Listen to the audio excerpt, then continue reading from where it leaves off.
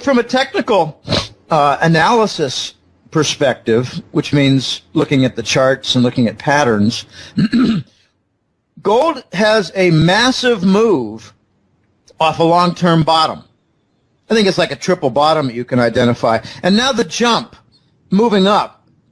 Usually there's resistance at a critical moving average series. I mean, you bounce off the bottom and then you just don't make it past some particular moving average that offers resistance. And this time we jumped way past the 200-day moving average, like 100 points higher, and way past the 50-week moving average, I think about 90 points higher. This is a major bullish reversal.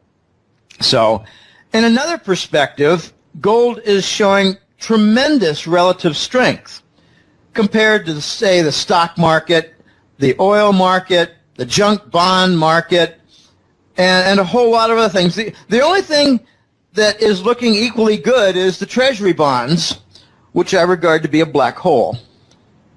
It's a black hole. The Treasury bond's a black hole. It's attracting capital across the world.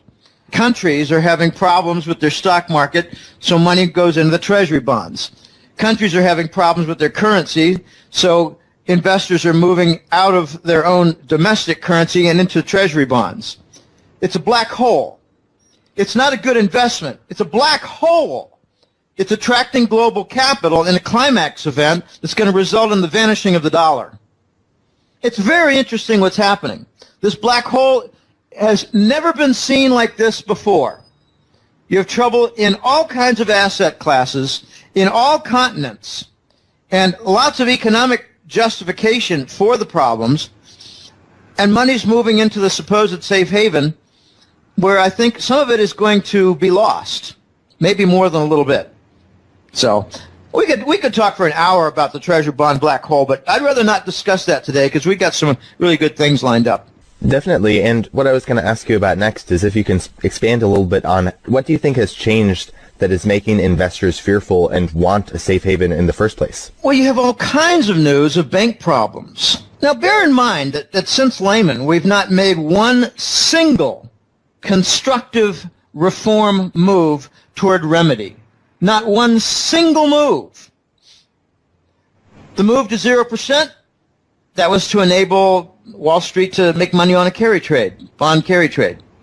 That was to make free the money in the interest rate swap derivative machinery so they could have artificial treasury bond demand when no one's buying treasury bonds.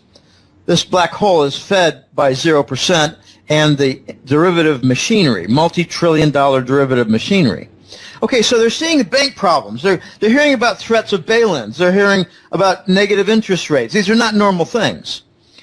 It's much worse. You're getting finally what I forecasted in. I gave about 4 different interviews during Christmas holidays, and each one I outlined and described with some degree of detail how the expiration of the oil hedges would happen in January, February, March.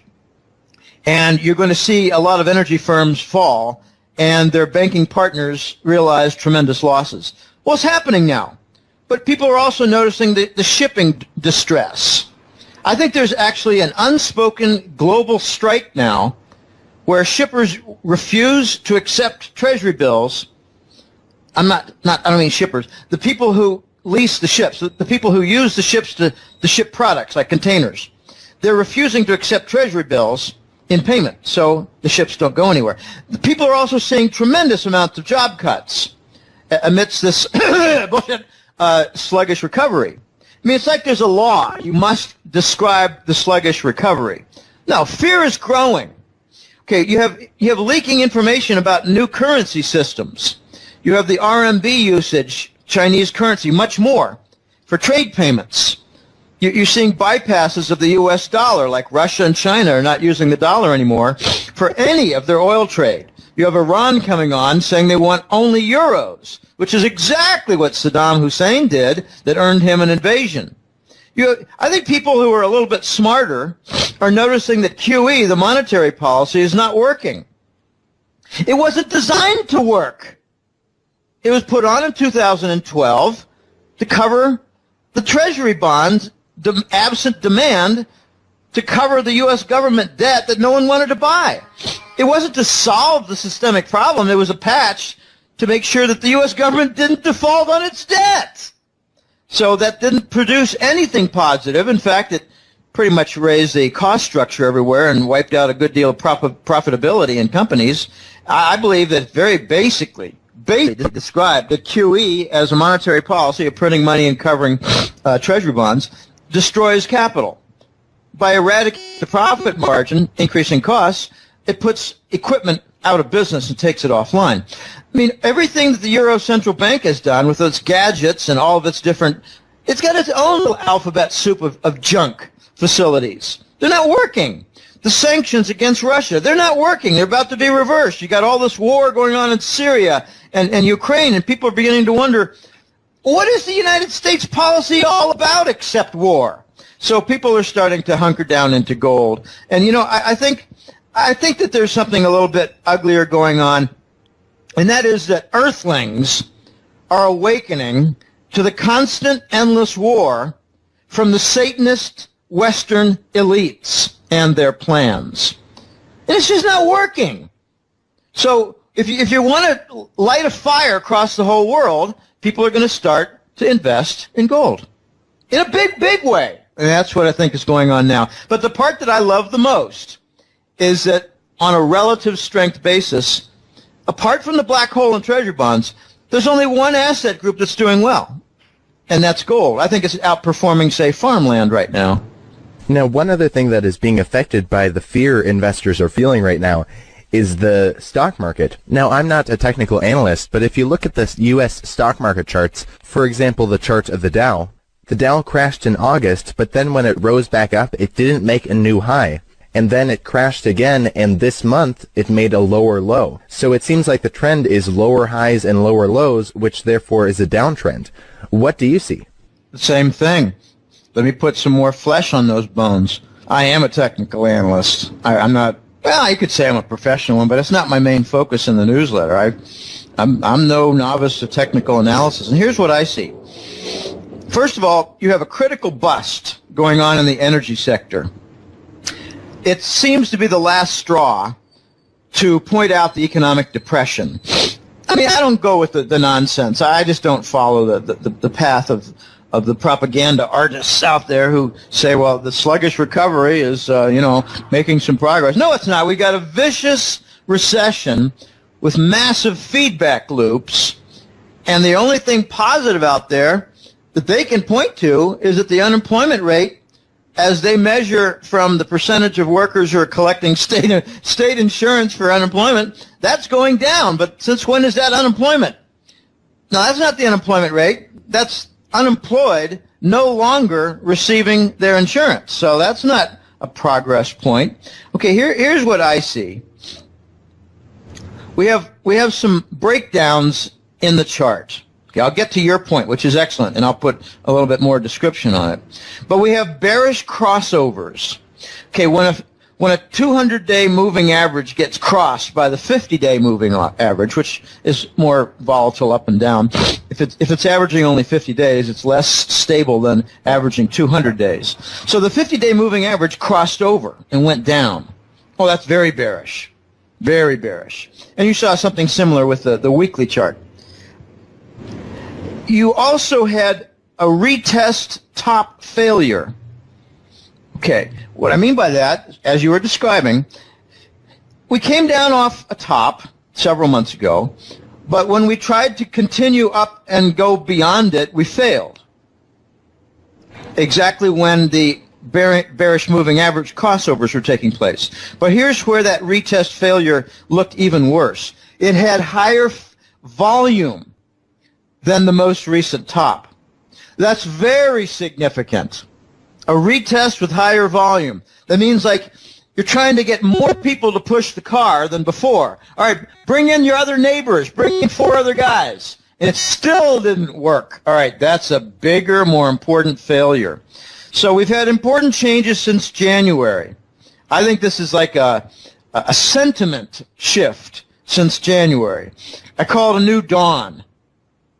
I've been describing a new sheriff in town for the last couple of years. I don't know anybody who's used that terminology, but the new sheriff is from the East, and the new sheriff is calling some new rules, and I believe that there's been a movement the last few months to bring about some very important critical changes, and some of the smart money is noticing this, is adapting to this, and is responding in a big way with the stock market. So I agree with you. This is a change. We've gone suddenly from an uptrend to a downtrend without even a hint of a multiple months of leveling off. This is a reversal with a failed retest with higher volume and critical moving average crossovers in a bearish way. This is looking like a truly horrible chart. Now, besides in the U.S., are other countries' stock markets in trouble as well? I think a better question is which other foreign stock markets are doing well, and the answer is none. None. Not even the robust Hong Kong market for stocks. And I had a feature story.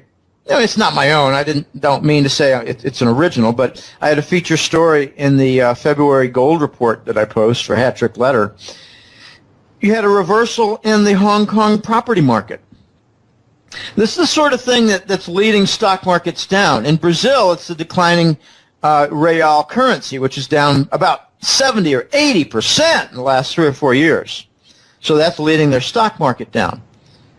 In Europe, you've got sanctions, and you've got the human dumping of garbage going on. I actually forecasted correctly a major terrorist event last autumn. I noticed that not only was there human garbage, the North African and some Middle Eastern Arabs being dumped in Europe, and I noticed something really important regarding this dumping of the Arab refugees. They're not Syrian. They're all kinds. I mean, I have a client in Italy who said, Jim, you're calling it the Syrian refugees. They're Moroccan, they're Tunisian, they're all kinds. They're not just Syrian, they're all kinds. This is a dumping process. I asked a critical question. If you're Mr. Mohammed and you have a wife and 2 kids and you need to get to Europe in order to find a new life, how on earth are you going to pay for the passage? They're being paid by the NGOs out of the U.S. government. This is a dumping process. Okay, so I made a forecast that if they were dumping tens of thousands of Arabs, refugees into Italy and Germany and France, then this was a smokescreen for moving in some terrorists, and we're going to see a big terrorist event somewhere in a major European city. I said this in August and September, and there it was, Paris, France. Okay, so you've got these refugee problems, an increase in assaults and rapes all across Europe, France, Germany, Sweden, people being killed in robberies. You got all kinds of problems. You got the Russian sanctions. You got demands for support of Turkey that are not being met.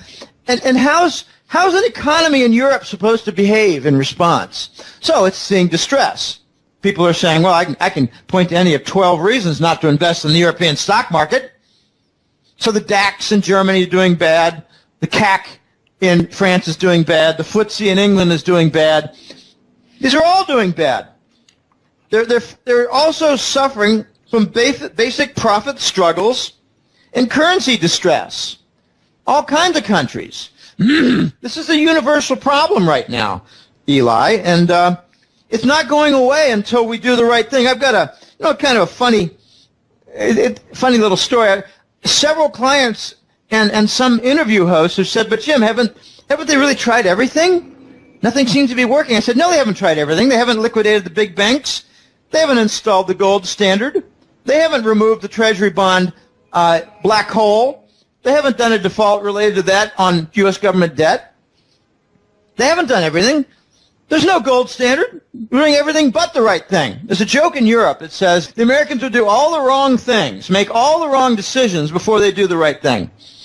So we're doing everything but liquidate the banks and install the gold standard. It'll come first in trade, then in bank reserves, and then in currencies. This is global, Eli. And that's why I think we're on the major cusp for something related positive to gold. I think there's going to be a gigantic bandwagon worldwide in favor of gold. It's going to jump on it, and we're going to see a whole lot of new currencies that are gold-backed. And the pressure will be on because they're going to achieve critical mass, which is what I've been making a point on for a couple of years. They're going to achieve critical mass because there's going to be a sufficient number of countries involved to maybe cover, say, 75, 80%, maybe 85% of global trade. So any country that doesn't participate, they're looking at the third world.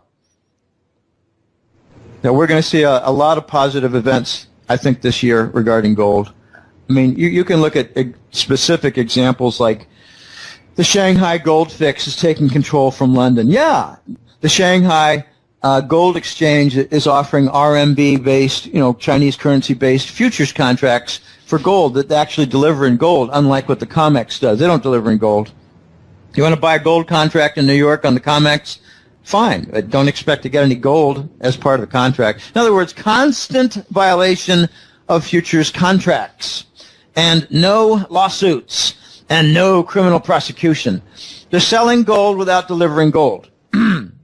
That's just a control device. All right, so we're going to see a lot of interesting positive events in gold this year, and unfortunately, it's going to be amidst ruins of the global economy and the global financial structure. Now, if I could just ask, you're saying that countries are going to start backing their currency with gold. I mean, the price of gold right now is way too low for that actually to be feasible, right? I mean, there's way too much currency in the world, so wouldn't the price of gold have to be set much, much higher? Exactly, and that's the plan. How high do you see the price of gold going? Well, I see several steps. I'd like to outline the steps and maybe put a few words behind them. I think we're going to see the big banks of the world realize we need to conform to Basel III and the rules related. We need to load up on some gold and put them in our bank reserves, now Tier 1 asset, as they call it. And when everybody's in place, this could actually be part of the reason why gold is doing well in the last month. Big banks are buying gold. And once that's all in place, then they kind of wave to each other and say, all right, systems go, and they double the gold price. And then suddenly you're at, between 2,000 and 2,500. And these banks are not fully recapitalized, but they've got a lot better condition than they had before. Then the next stage comes when, after that has been the case for a while, like several months have passed and we're still over 2,000 with some retests on the downside that are successful. In other words, increased volume to push down the gold price, and it doesn't go below 2,000, and that's seen as a positive event and signal. Then you're going to see the mining companies decide, all right, let's start working toward opening up these mines that we've put in mothballs. So you're still not going to get the new mine supply while you have all this new demand. So if you don't get that new supply coming in to meet the demand, and it takes much longer for the mining companies to achieve the new supply, then the gold price is going to continue rising with this new demand from the banks and the new realization among world investors that gold's in an uptrend, it's rising, well, I'm going to jump on that. But it might take $1 billion to open up and bring back online a shut-down gold mine. For environmental reasons, a costly process has been manifested and realized in the last year of sealing up the shut-down mines. You can't just walk away with holes in the ground. You got to seal it because they leak. All right, so that'll take us way past 2,500, probably closer to 4,000 or 5,000. And then comes the serious demand for all the different global gold-based currencies. And the big banks are going to say, well, we need to get rid of all of these sovereign bonds. It makes no sense to have debt as a banking core asset. That's a very important point that highlights how sick our global financial system is. The basis and core foundation is debt. It's designed for a systemic collapse when you get too much debt. So that's what we're seeing now after 45 years since the Bretton Woods Accord has gone away. So you have lots of steps here, and I think we're going to get eventually past 10,000 on the gold price and get somewhere like 300 or 400 on the silver price. So given all these multiple steps that I just described, I think we're going to be on a rather impressive march that's not going to take, say, 5 or 6 years. I think it's going to take like 2 or 3 years. It's going to be breathtaking.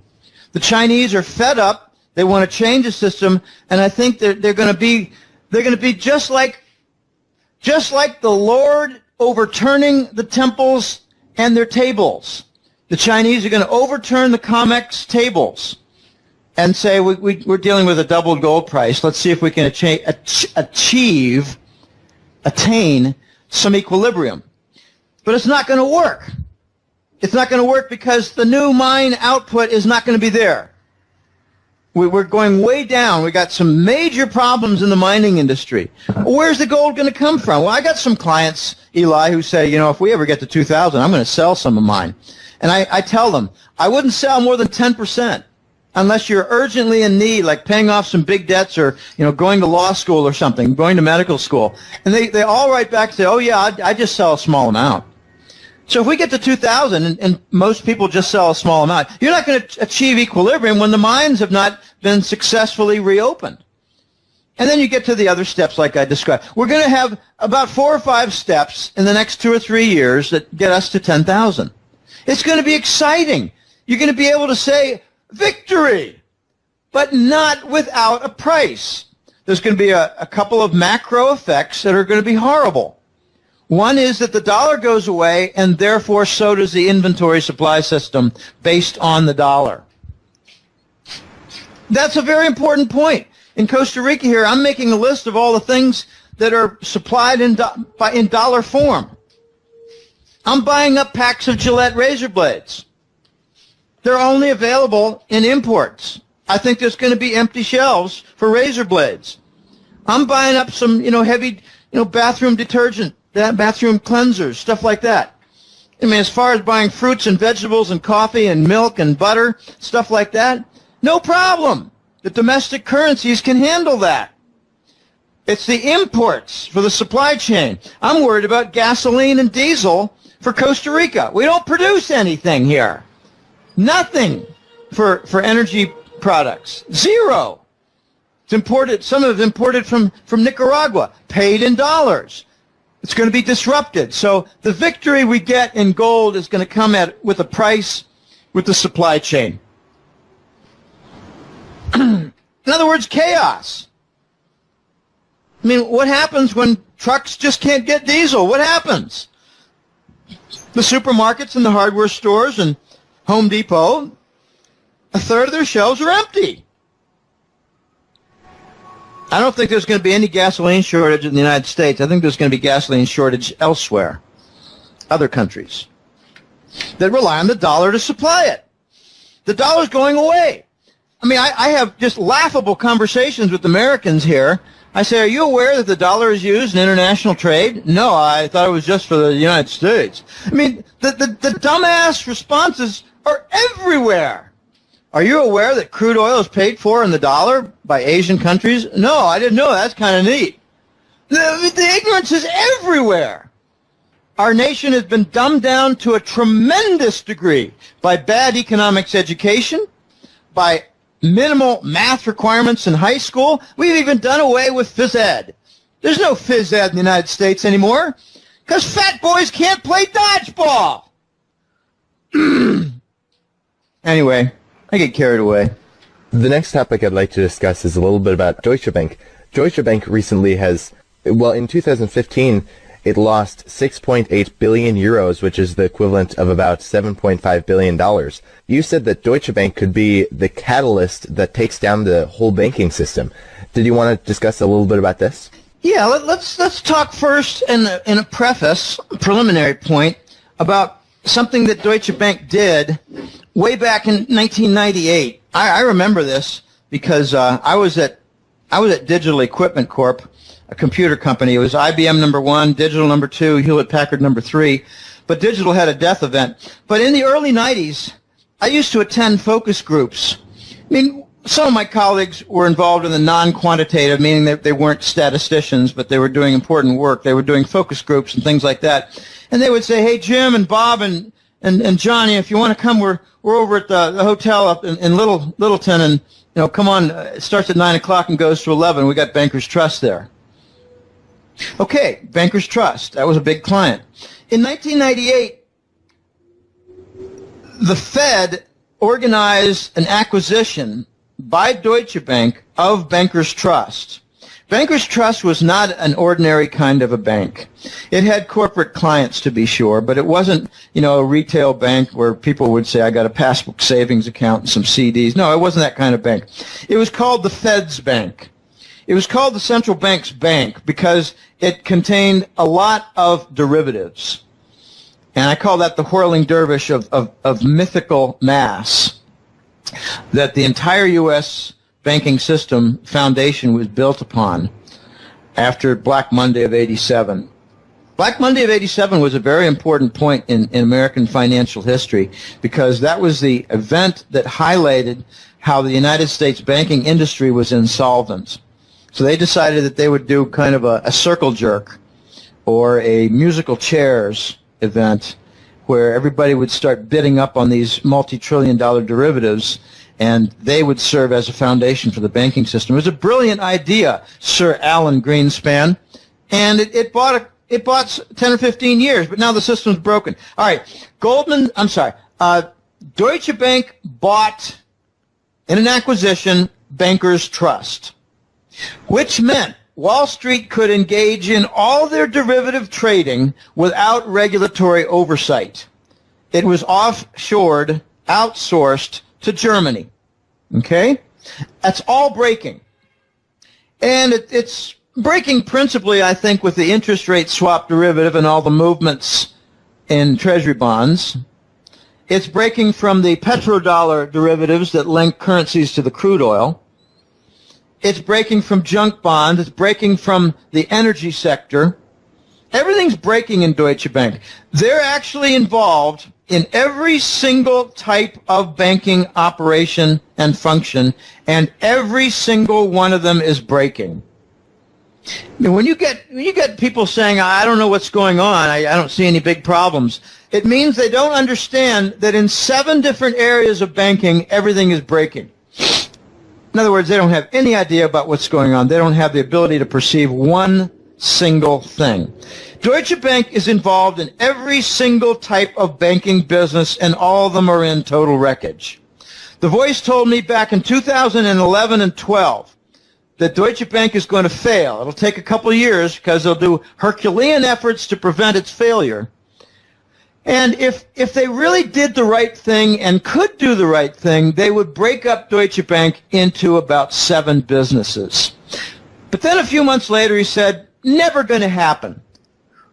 Because the biggest piece in there is their derivative business. And if you put that to proper mark-to-market, it's probably worth a few negative $1 trillion. So they'll never break it up because they'll never want to bring to light their derivative losses. And if you did bring to light the derivative losses, you would see how the derivatives hold everything together that's broken. So, what are their businesses? They got commercial lending. Deutsche Bank has sovereign debt with the pigs, like Spanish government debt, Portuguese government debt, Italian government debt. They're big stockholders in the broken banks from those 3 countries and Greece. Deutsche Bank's involved in LIBOR, with lawsuits involved in there. They're involved in the derivatives, as I described. They're involved in energy loans. They're involved in junk bonds. And they're even involved in the Russian mafia investments that were responsible for at least 1 or 2 of the J.P. Morgan flying lessons out of the 50th story without a parachute. So I like to describe this, Eli, as What Lehman was to the mortgage finance sector, Deutsche Bank is to the entire banking sector. So if you had the Lehman death, however that happened, the Lehman death, if that was a crisis to the mortgage and housing sector that contaminated nearby banking sectors, the Deutsche Bank failure is going to be a contaminant event for the entire banking sector. I think Deutsche Bank has the capability of bringing down the entire banking sector for the West and lighting the fuse that brings down the following banks that are all teetering. Royal Bank of Scotland, RBS out of England. Societe Generale, a bank in France. Barclays, big bank in London. But also Santander in Spain and Banca Intesa in Italy.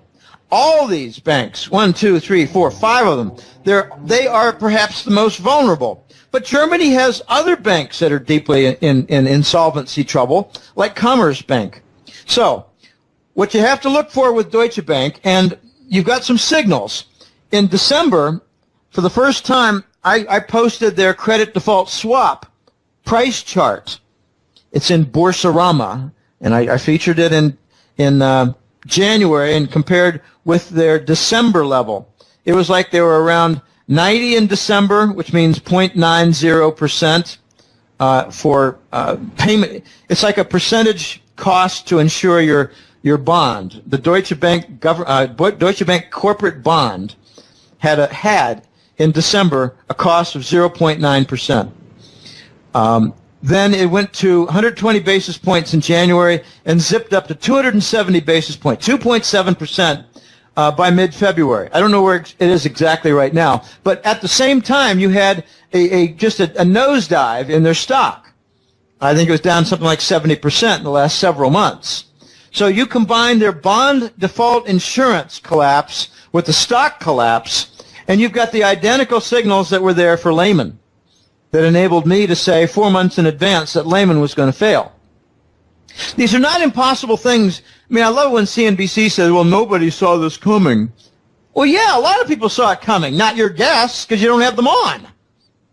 You don't want to have people on CNBC in July of 2008 saying the credit default swap for Lehman Brothers is rising like crazy and looks like they're going to die.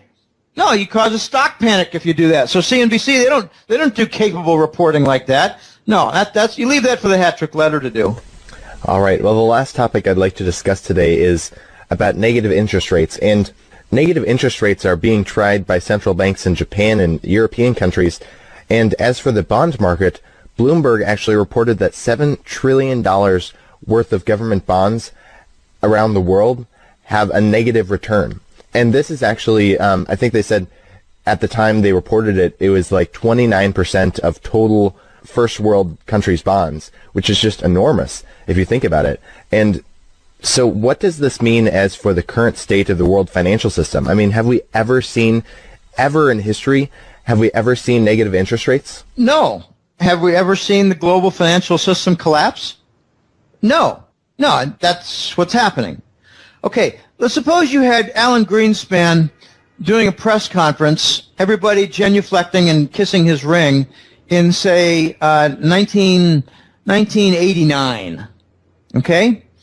Mr. Greenspan, could you foresee in the future a day when the United States would have 0% for the official Fed funds, or 0.25%? Oh no, I'm sorry, that would never happen in the United States, Sir Alan Greenspan would say. Another guy would take over a mic and say, Mr. Greenspan, could you foresee into the future where the Federal Reserve would authorize the printing of money to buy U.S. government debt securities? Oh no, that's what they're doing in Japan. That would never happen in the United States. Another guy grabs a mic and says, Mr. Greenspan, could you foresee in the future a day when the U.S. big banks would charge money for people to put cash in accounts? Oh no, that's ridiculous. Could we move on to more sensible questions? Eli, these are symptoms of a broken system. Here's why they're offering negative rates. there's a big problem in commercial lending.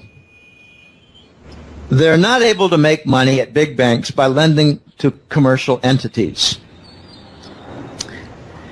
Big companies are not expanding. We're stuck in a vicious recession with feedback loops.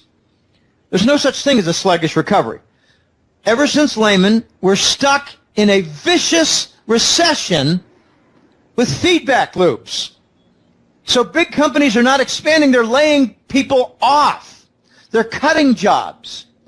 So when a big bank calls up their buddies, they have a long-standing relationship, they call up 5 different companies and say, do you need to borrow some money? Let's have a meeting and a lunch. We can have some martinis, and we'll line up some big loans.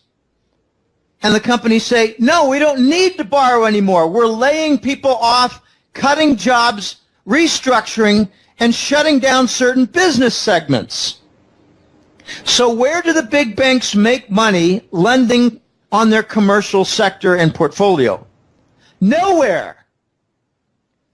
So how do they make money at the bank except to charge money for people who come in with their cash? Oh, gosh. If you're a small business owner and you're cutting back and you say, well, you know, I'm going to liquidate this entire store, its inventory, and some trucks. Sell off some computer systems, network stuff, and maybe a little dish on the roof. And with all this, we're going to get about $80,000,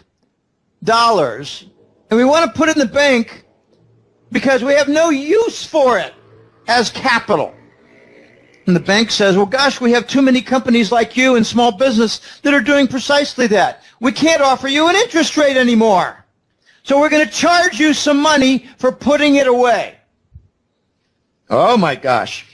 In my opinion, this is so backwards. I wrote a series of 3 articles, or maybe 4 articles, in 2003 before the newsletter. I called it Ask Backward Economics 1, Ask Backwards Economics 2. I pointed out things like a very low interest rate slows down the economy. Well, what does a negative interest rate do? Does it maybe bring about an even more rapid capital destruction? So I have a nasty description of negative interest rates. It's the last gasp of the banking system. It's the banking system attempting to breathe through its asshole.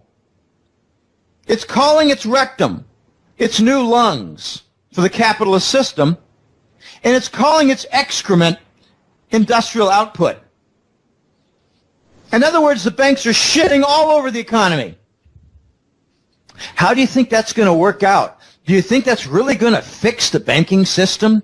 No, it's a last gasp. And there's another angle to this.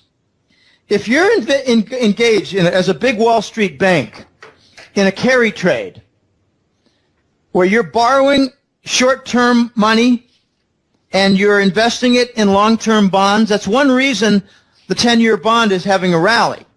These banks are borrowing cheap money and investing it in the 10-year bond. They're making money. So could it be that as the interest rate falls, as the bond yield falls on the 10-year Treasury by, say, 0.25%, could it be that the banks say, well, we're going to continue to make that profit by charging 0.25% on the bank accounts? So is the negative rate going to be exactly what the 10-year bond yield has dropped? Don't know. Don't know. But it does sound interesting. Now, this is the last gasp. Eli, a year from now, you're not going to be looking at some of these banks in their same condition. You're going to be looking at them in a liquidated position. You're going to be looking at them in a collapsed position. The saddest thing about the Western banking system right now is that they're all lashed together, these big banks, following Lehman. They decided, well, let's protect each other by tying each other together with big contracts and share the responsibility. It used to be that Morgan Stanley had most of the oil derivatives, and now they all have the oil derivatives. So they're all going to go down at the same time. And that's why I think we're going to see a major gold volcano event in the next several months. Because the banking system is imploding. They're all going to go down together. If Deutsche Bank goes down, you're going to see all the other banks go down with it, like RBS, Societe General, Barclays, Santander, Bank Intesa. If one Italian big bank goes down, you're going to see 5 others go down. If one big French bank goes down, you're going to see 5 others go down. It's a domino contagion effect. They don't want the contagion, so they lash together themselves, hoping that no one big bank would go down, like Deutsche Bank. We're way past the situation where they can kill off one bank like they did Lehman Brothers and feed off its bones. We're way past that. The next big bank that goes down will be a systemic failure event. This is the end. This is the end game, Eli. Well, Jim, Willie, thank you so much for joining us today. I guess before we let you go, did you want to share with the viewers where they can find you and any last thoughts you had? Sure. The website is www.goldenjackass.com. No hyphens or anything weird in there. Just goldenjackass.com. Amazingly, Eli, this May will be 12 years. So it's been a long path. I did not expect when I started this for the dollar to be around at the year 2010. They've extended things with 0%, extended things with QE and the bond monetization, which is something like a country Zimbabwe would do. We're doing the Zimbabwe monetary policy for the global financial system. And it's causing a global vomiting event. So I cover a lot of things in 2 reports for the Hattrick Letter. It's the Global Money War Report. I changed that name after the Lehman event because, I didn't need to forecast how the banking system was going to go bust and turn insolvent when it just happened. So I changed the theme of the first report to the Global Money Report, Money War Report, and I focus on that with, major events to defend the dollar. Like wars in Ukraine to defend the dollar, obstructions in Syria to prevent Iranian gas from reaching the European market, because the Gulf Emirates don't want their business in LNG upended. So there are a lot of major events like Russia and China going off the dollar standard for trade, especially oil. A lot of events like the Chinese spending really $1 trillion or more of their treasury bonds to buy up assets around the world. So those are money war topics. The second report is the gold and currency report, where I get down to the nuts and bolts, like Indian demand for gold and silver, North American demand for gold and silver. And there's an interesting point regarding North American silver demand. If you add together U.S. coin demand for silver to the Canadian coin demand for silver, it is less, it is overwhelmed. The silver demand does not get filled by North American silver mining output. The demand for silver coins in the U.S. and Canada exceeds the mining output in North America. I should say Canada and U.S. because Mexico is different. Mexico has some demand, but I don't have data on their output versus coin demand. That's a remarkable event, and that's in the gold and currency report. I didn't get a lot of sleep last night, messing up on a couple words here and there. And there's another big phenomenon that I cover in the gold and currency report, and that's the massive changes going on in the silver market, where 10-year-old coins now are not given the same price as a 1- or 2-year-old coin. They're called bullion coins, but the 10-year-old coins are being given a price more consistent with a 100-year-old collector item. And you're also seeing the live market for silver go completely dry. That's it's kind of a side market where, got an emergency. I need $10 million worth of silver to complete a certain large-scale project, and I'm willing to pay $15 premium on the silver price. In other words, I'm willing to pay $25 to $30 per ounce if I can just get my hands on $10 million worth.